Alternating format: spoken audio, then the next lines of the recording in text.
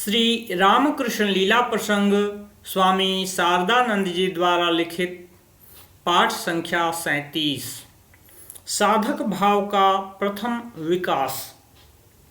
अपने भाई के मानसिक स्वभाव के बारे में राम कुमार जी की अनभिज्ञता। किंतु संसार की स्वार्थमयी कठोर प्रथा का कुछ कुछ अनुभव प्राप्त रहने पर भी स्नेह परवश राम कुमार जी को अपने छोटे भाई की अद्भुत मानसिक गठन के बारे में विशेष कुछ ज्ञात नहीं था। उन्हें स्वप्न में भी इस बात की धारणा नहीं हुई थी कि उस छोटी सी आयु में ही बालक ने सांसारिक मानवों की सर्वविध प्रचेष्टा तथा उनके आजीवन परिश्रम के उद्देश्य का परिचय प्राप्त कर चंद दिन की प्रतिष्ठा तथा भोग सुख को तुच्छ मानकर उसने मानव जीवन का दूसरा ही उद्देश्य निर्धारित किया है। इसलिए तिरस्कार के भय से विचलित न होकर सरल हृदय बालक ने जब स्पष्टतया अपने हृदय की बातों को उनसे कहा, तब वे उसके तात्पर्य को भली भांति हृदयंगम न कर सके। वे सोचने लगे कि पिता माता का यह अत्यंत स्नेह पात्र बालक शायद अपने जीवन में इस प्रकार सर्वप्रथम तिरस्कृत हो असंतुष्ट होने के कारण ही इस प्रकार का उत्तर दे रहा है। पर उस दिन उस सत्यनिष्ठ बालक ने उन्हें अपने हृदय की बातों को समझाने का पूरा प्रयास किया। अर्थकरी विद्या को सीखने की उसकी इच्छा नहीं है, इस बात को भी उसने नाना प्रकार से व्यक्त किया, किंतु बालक की बात सुनता कौन है। बालक तो आखिर बालक ही है। जब किसी वयोवृद्ध को भी हम कभी स्वार्थमय प्रयास से विमुख देखते हैं, तब यह निश्चय कर लेते हैं कि उसका मस्तिष्क विकृत हो गया है। बालक की उन बातों को उस दिन राम कुमार जी ठीक हृदयंगम नहीं कर सके।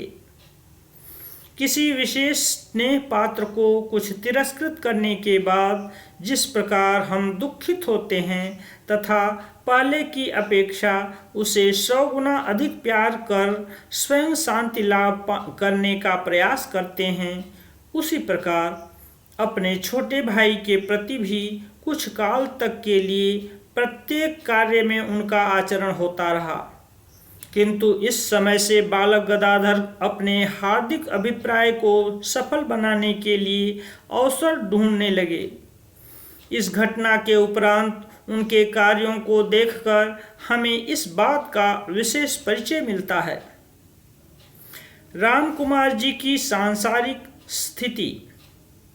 पूर्वोक्त घटना के बाद 2 वर्ष तक श्री राम कृष्ण देव तथा उनके अग्रज के जीवन में परिवर्तन का स्रोत कुछ प्रबल रूप से प्रवाहित हुआ था। अग्रज की आर्थिक स्थिति में दिनों दिन गिरती जा रही थी तथा अनेक प्रकार से प्रयास करने पर भी उस विषय में उनकी कुछ भी उन्नति नहीं हो रही थी। विद्यालय को बंद कर दूसरा कोई कार्य स्वीकार किया जाए अथवा नहीं, इस विषय को लेकर उनके मन में बड़ी उथल पुथल मची थी, किंतु वे कुछ निश्चय नहीं कर पा रहे थे। फिर भी इस बात को अच्छी तरह समझ रहे थे कि संसार यात्रा के निर्वाह के लिए शीघ्र ही दूसरा कोई उपाय ढूंढे बिना अन्य कोई मार्ग नहीं है, क्योंकि इस प्रकार समय बिताने से उन्हें अंत में ऋणग्रस्त हो विभिन्न अनर्थों का सामना करना पड़ेगा। किंतु किस उपाय का अवलंबन किया जाए? यजन याजन तथा अध्यापन के अतिरिक्त और किसी कार्य की शिक्षा उन्हें प्राप्त नहीं हुई थी एवं प्रयास पूर्वक समयोपयोगी किसी अर्थकरी विद्या सीखने का उनमें उद्यम और उत्साह भी नहीं था। साथ ही यदि इस प्रकार की शिक्षा प्राप्त कर अर्थार्जन के लिए प्रयास भी किया जाए तो उन्हें भजन पूजन आदि के लिए अवकाश मिलना भी कठिन होगा। थोड़े ही में संतुष्ट तथा साधु स्वभाव रामकुमार जी वैषयिक कार्यों में विशेष उत्साही नहीं थे। इसलिए श्री रघुवीर की इच्छा पर निर्भर हो उक्त चिंताओं से मन को हटाकर वे पहले जो कुछ कर रहे थे विषण्ण हृदय से उसी में लगे रहे। अस्तु।